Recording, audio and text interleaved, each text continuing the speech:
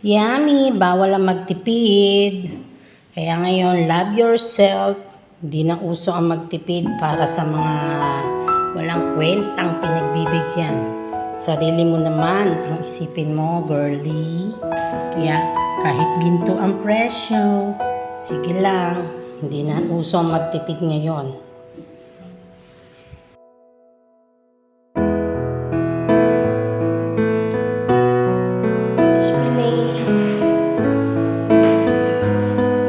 Kaway ka muna. Ang liit naman yan. Ang dami na ito, oh. Hindi na uso magtipid si Rose ngayon. Wala rin namang kwenta yung yung pagtitipid ko. Bali wala lang din naman sa pamilya ko.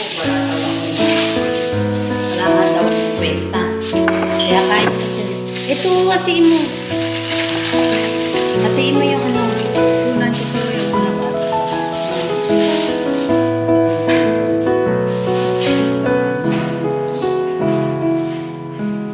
early celebration na nga. Ayaw mo pa. Akin na nga, Diyos ko. Early celebration na yan.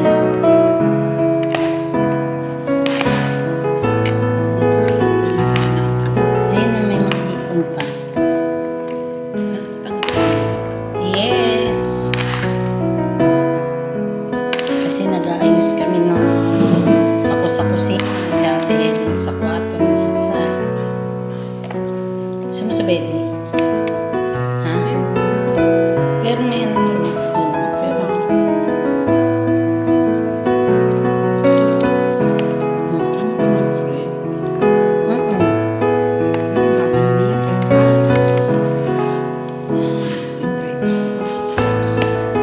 Telen, sa'yo ako nalalala mo. Alam mo naman hindi ako mahilig sa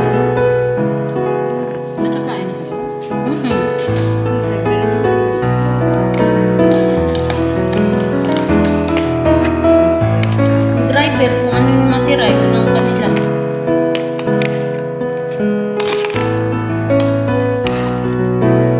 Si Calvo, malay mo gusto niya.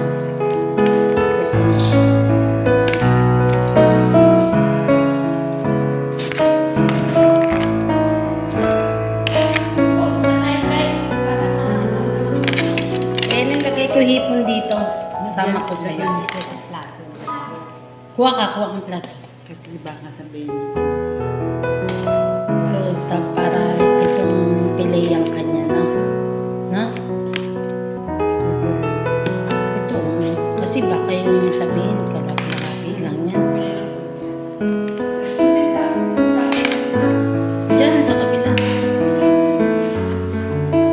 Diyan, kunin mo dyan, sa cabinet.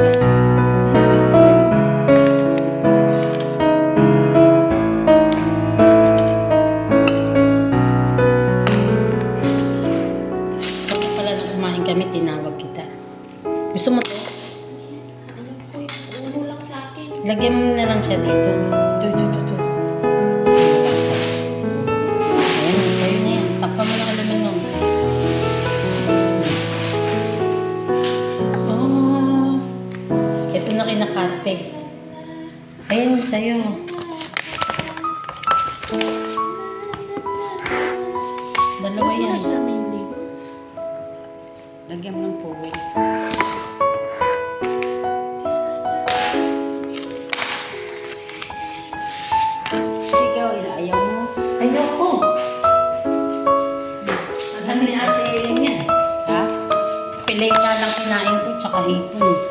Ikaw kung pula. Masarap yung yelo. Kanin lang mas. Makapuri kasi ito. Sa yelo, maraming buwan.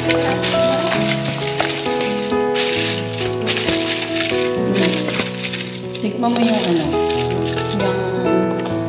yung shorba.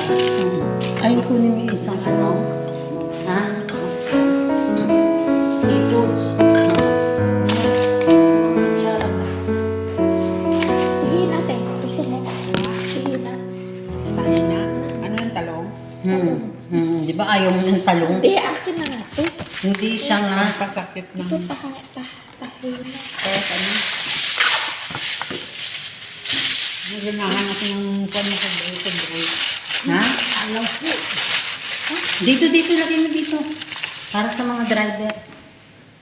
Meron Ay, na. bago yan, di ba? Huwag yan.